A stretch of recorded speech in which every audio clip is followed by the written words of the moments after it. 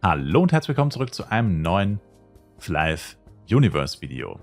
Heute geht es um ein Ranger Equipment und ihr seht schon, ich habe keine Party gezogen, nicht richtig zumindest, das ist noch von einem anderen Video, was ich davor aufgenommen habe. Und ich habe gesehen, der Giant ist auch da und da dachte ich mir, komm, dann machen wir gleich noch das Giant Equip Video sozusagen. Und ja, ich hoffe, dass das jetzt einigermaßen funktioniert, ohne dass ich mich jetzt wirklich aufs Kämpfen konzentrieren muss. Ich merke nur gerade, Perfect Block läuft nicht, genau, ansonsten müsste alles passen. Und zwar haben viele Leute gefragt, wie sieht eigentlich dein Equipment aus? Was hat dein Ranger für Equipment? Ja, wie farmst du und so weiter? Und ich dachte mir, kann man ja einfach mal ein bisschen drüber reden. Nur in den Giant Hunt Videos ist das ein bisschen blöd, weil da fokussiere ich mich eigentlich nur aufs Droppen und aufs Suchen und so weiter. Und währenddessen da so das Equipment zeigen und so viel darüber reden und erklären, ist halt schwierig. Also das müsste ich dann, wenn er es nachkommentiertes Video machen. Und das ist dann irgendwie auch ein bisschen blöd, weil dann vergesse ich am Ende nur Sachen oder so. Weil ich nicht mehr im Moment farme. Deswegen, ja, dachte ich mir, passt das vielleicht so ganz gut. Auf jeden Fall gehen wir einfach mal kurz alles durch und dann können wir noch ein bisschen drüber reden. Also, Pet-technisch fangen wir bei den Pets an. Ich persönlich finde, zum Giant Hunten sollte man ein HP-Pad und ein Damage-Pad haben. Für gewisse Spielstile oder Klassen kann man vielleicht sogar ein drittes Pad rechtfertigen. Blade wäre so eine Sache. Blade könnte theoretisch eine Crit-Rate, ein Crit-Damage und ein HP-Pad gebrauchen. Je nachdem, welches Set man verwendet, je nachdem... Ja, also wie gesagt, aber grundsätzlich auf jeden Fall ein HP-Pad und ein Damage-Pad würde für die meisten reichen. Und das ist einfach so das Handwerkszeug, würde ich sagen. HP-Pad ist halt vor allem für die Rage-Phase interessant und wenn man nicht unbedingt HP-Power-Ups benutzen möchte oder nicht kann, weil man keine hat und sie sich nicht leisten will. Und ein Damage-Pad ist natürlich logischerweise einfach dafür, dass der Giant schneller stirbt und man einfach mehr Damage macht. Gut, brauchen wir nicht drüber reden. Auf jeden Fall HP-Pad ist ein genereller ziemlicher Game-Changer, weil ein 3000 bis 3500 HP-Pad auf Bodenk kostet historisch so 600 bis 700 Millionen Penya. Das ist extrem wenig, weil ein S-Pad grundsätzlich ist das schlechteste S-Pad, das es gibt. Ist eigentlich Minimum oder knapp 500 wert. 450 bis 500. Das heißt, ein HP-Pad mit 3000 gibt mir einen extremen Boost oder sogar 3500 und kostet mich fast nichts. Also im Endeffekt zahle ich ja nur 150 Mio mehr als für das S-Pad, was mir gar nichts bringt, sozusagen. Also so könnte man es ungefähr rechnen, weil ich meine, ich kann ein S-Pad jederzeit für um die 500 Mio verkaufen. Darauf will ich im Endeffekt hinaus. Und jetzt gucken wir uns mal an, das Pad gibt mir leider nicht ganz 3000, das ist minimal schlechter, bester Vorführeffekt natürlich. Aber ich packe es jetzt aus, ich habe 16.003 und mit dem Pad habe ich 21.047. Das heißt, das HP-Pad hat mir nicht 2.900 HP gegeben, sondern 5.043. 44, Entschuldigung. Und das ist wirklich geistesgestört. Warum das so ist? Weil die HP vom Pad noch mit meinen anderen HP-Werten verrechnet werden, wie zum Beispiel HP-Rate auf dem Set. Oder nicht zum Beispiel, ist eigentlich fast das einzige, Buffs vielleicht noch, aber das wird damit noch verrechnet und das sorgt einfach dafür, dass diese 3000, 3500 oder auch 5000, je nachdem, was man sich für ein geiles HP-Pad leisten will oder kann, dass die einfach extrem was bringen.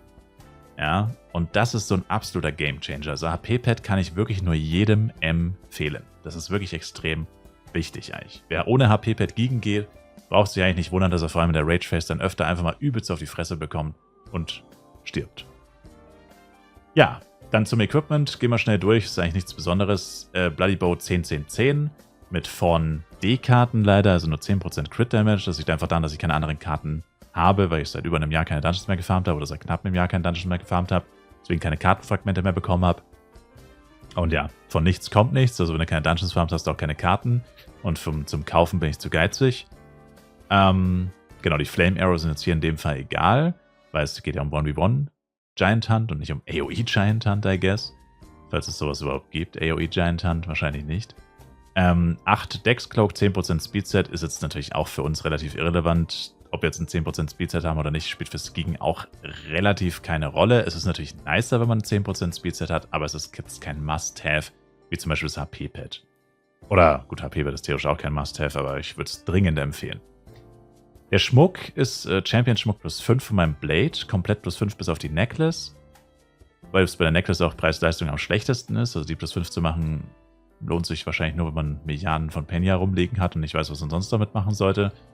Und ja, ist natürlich ein bisschen ärgerlich grundsätzlich, aber man muss dazu sagen, der Unterschied zwischen Champion und Marksman-Set ist eigentlich minimal oder man könnte auch fast sagen, nicht wirklich existent, denn der einzige Unterschied ist eigentlich, dass die Ringe STR und Dex geben. Ansonsten sind die Sets fast identisch vor allem was den Schaden angeht. Also die beiden Ringe zum Beispiel geben beide Crit Damage. Die Ohrringe geben literally den gleichen Effekt, je nach Stufe. Und der Set-Effekt ist im Endeffekt auch, zumindest was den Schaden angeht, nahezu identisch. Und das bedeutet, eigentlich habe ich hier nur den Nachteil, dass ich quasi 120 STR habe. Und es könnten theoretisch 120 Decks sein, wenn meine Marksman-Ringe auch +5 wären. Das ist natürlich ein bisschen suboptimal, aber es ist immer noch ein extrem gutes Schmuckset, was man hier extrem gut zum Giant Hunten benutzen kann.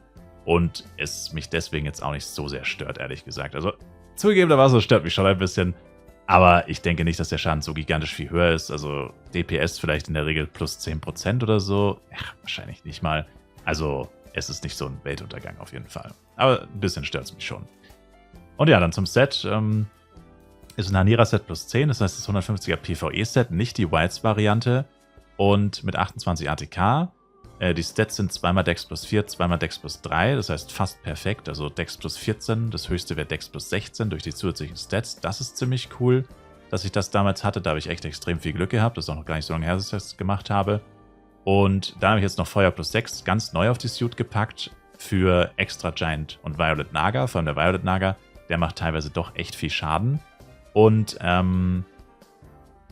ansonsten ist es halt bei Giant Dorian ist es neutral. Bei Giant Kingster und Violet Kingster bringt es mir tatsächlich auch was, weil Feuer auf der Suit bedeutet Feuer- und Windverteidigung. Und das ist echt cool. Ja gut, wir haben jetzt nichts gedroppt, das hätte mich aber auch gewundert. Ich habe keine CS-Pads draußen, lol. Genau. Und das war es eh schon. Wie gesagt, 28% ATK in der Suit, weil es ja zum 1v1 Giant Hunten gedacht ist. Also das Set ist eigentlich das perfekte Beispiel für ein Giant Hunt Set. Also alle 150er PvE-Sets haben ja die gleichen Effekte letztendlich. Ja, und jetzt, wo wir das Equipment durchgegangen sind, mache ich noch Giant Naga ohne Party-Skills. Ja, mal schauen, ob ich auf die Fresse fliege dabei. Ich merke gerade, meine Buffs laufen aus. Gucken wir mal. Wenn es nicht klappt, dann klappt es nicht. Aber naja, egal. Jedenfalls können wir jetzt noch ein bisschen über das Equipment reden. Also, wie gesagt, das 150er Tank-Set trage ich hauptsächlich deswegen, weil es die Low-Budget-Variante ist. Man könnte natürlich auch ganz normal mit dem 1v1-Set farmen. Allerdings hätte man dann natürlich eher Probleme im HP-Sektor, also was den Damage angeht, den man bekommt, weil man ganz einfach, wer hätte es gedacht, viel mehr Schaden bekommt. Bei das 150er PvE-Set, also ich zeige es nochmal hier, die Set-Effekte, es gibt 20% Schadensreduktion und 30% HP-Rate. Ich meine, das ist insane. Du kriegst literally 20% weniger Schaden. Beispiel Giant macht 20.000 Schaden mit 1v1-Set. Mit PvE-Set oder Tank-Set kriegst du nur 16.000. Giant macht theoretisch 100.000 Schaden, kriegst du nur 80.000 mit dem PvE-Set. Also es ist wirklich immens, was diese 20% ausmachen. Außerdem natürlich 30% HP-Rate, ist auch insane natürlich, selbst wenn man keine SDA, also wenn man keine SDA gestellt hat, sind diese 30% HP-Rate natürlich nicht ganz so krass. Aber es ist trotzdem wesentlich besser, als die nicht zu haben. Und dann kann man immer noch argumentieren, ja, das 1v1-Set hat viel bessere Effekte. Also es gibt 65 Crit Damage, 25 Dex und 10% ATK. Das Set hier gibt 7% ATK, 3% weniger, keine Dex, keine Crit Damage und dafür aber 20% PvE-Schaden. 20% PvE-Schaden bedeutet, die Schadensberechnung ist durch. Bumm, darauf nochmal 20%. Ist extrem gut, kann aber natürlich nicht mit dem 1v1-Set mithalten. Braucht man gar nicht drüber reden, das 1v1-Set ist, was Damage angeht, wesentlich besser. Wie viel besser genau, kann ich euch ehrlich gesagt nicht sagen. Müsste man ausprobieren. Ich würde es einfach mal schätzen, so vielleicht 50% besser.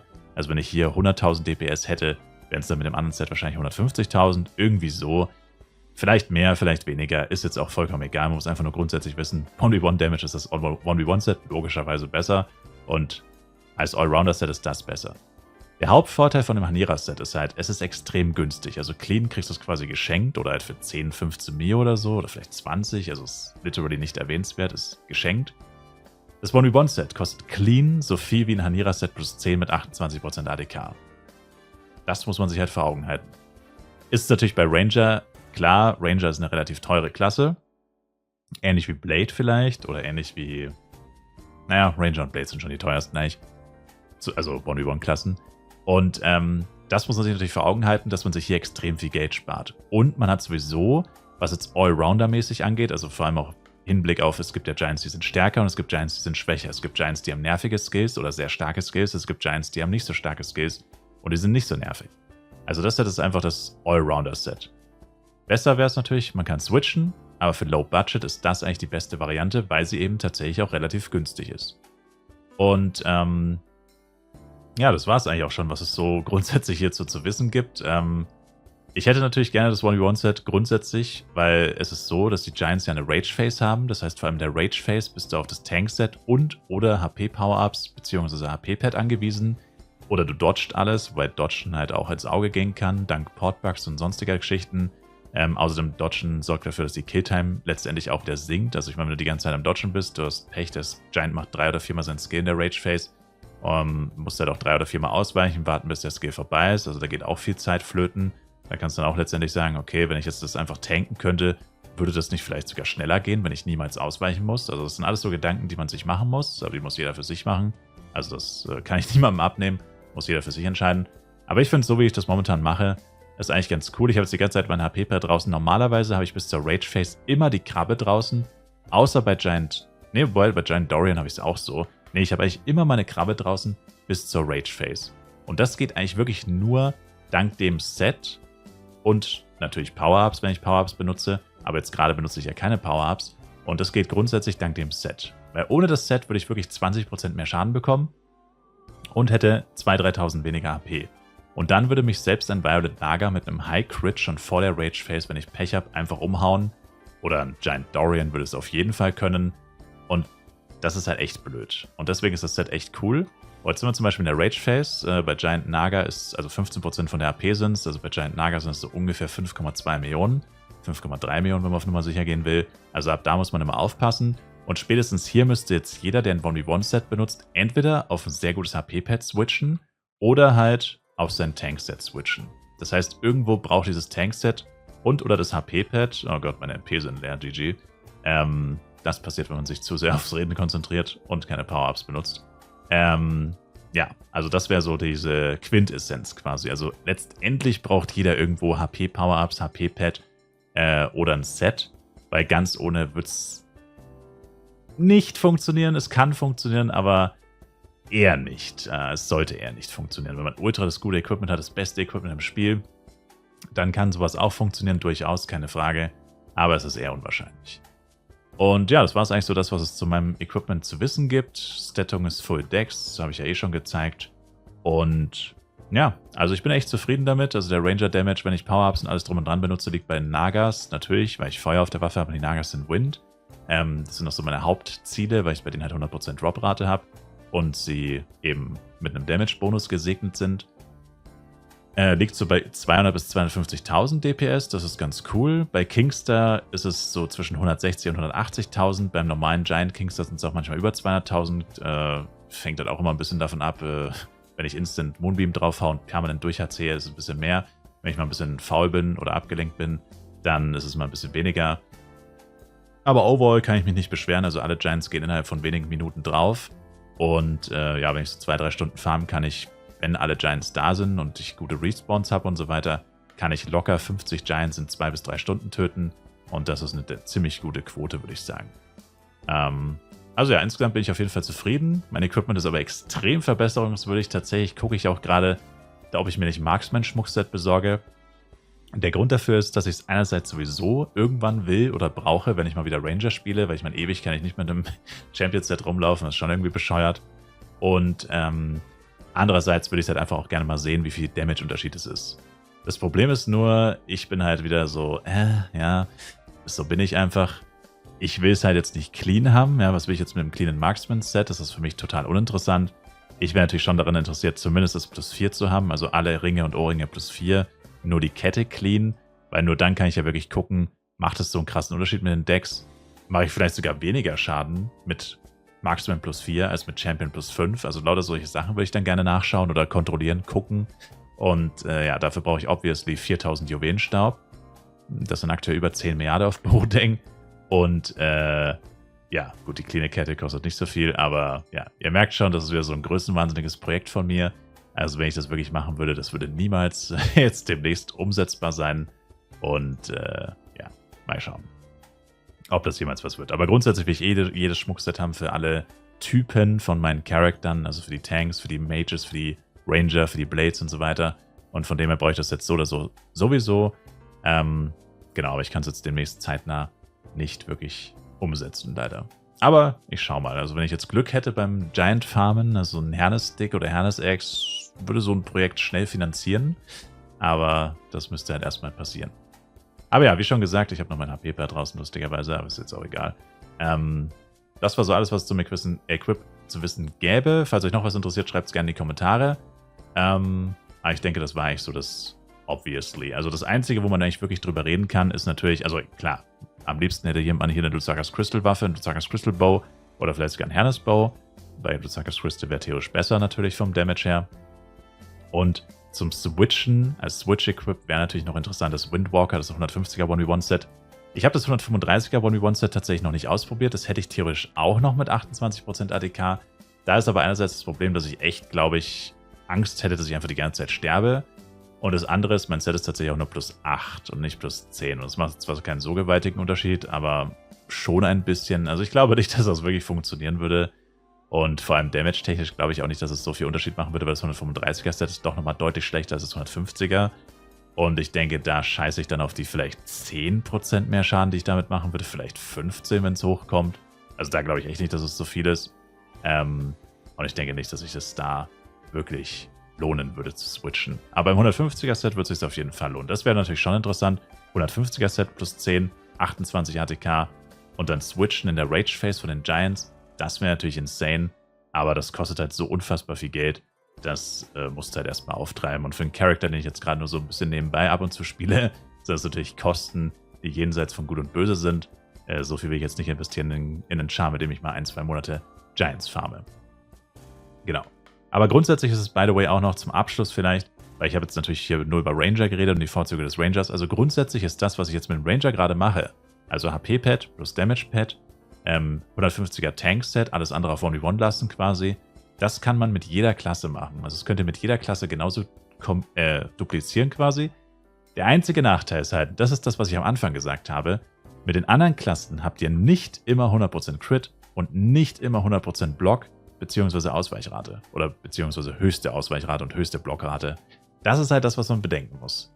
Also wenn ihr es jetzt mit dem Blade macht, funktioniert wahrscheinlich noch relativ gut, weil Blade hat auch extrem gute Allrounder-Stats und Blade ist einfach ein Monster.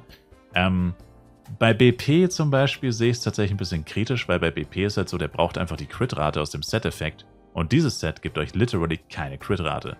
Das heißt, ihr braucht dann höchstwahrscheinlich ein Crit-Rate-Pad, weil sonst habt ihr literally keine Crit-Rate mehr ohne den Set-Effekt. Und bei Knight wahrscheinlich ähnlich. Also da muss man dann ein bisschen gucken, ob es dann auch so funktionieren kann. Also ich denke grundsätzlich schon. Aber ich denke bei allen anderen Klassen außer Ranger und vielleicht Jester, aber Jester hat ja auch sehr viel Crit-Rate, kann man tatsächlich Probleme bekommen, wo man dann sagen kann, okay, nur mit dem Tank-Set zu spielen funktioniert jetzt wirklich nicht. Ich brauche ein Set zum Switchen. Ja. Aber an für sich kann man das theoretisch mit jeder Klasse so machen. Andere Klassen strugglen halt leider ein bisschen mit anderen Werten.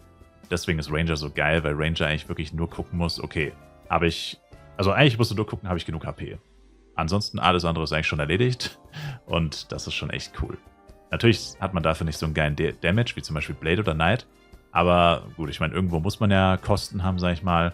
Dafür bist du halt safe unterwegs und es macht trotzdem Spaß. Genau, jetzt aber genug gejappt. Ich sage auf jeden Fall danke euch fürs Zuschauen. Falls ihr noch Fragen habt, wie gesagt, schreibt sie einfach in die Kommentare und wir sehen uns auf jeden Fall im nächsten Live Universe Video wieder. Schaut auch im Livestream vorbei. Twitch-Link in der Videobeschreibung. Bis dahin, tägliche Streams und ciao, ciao.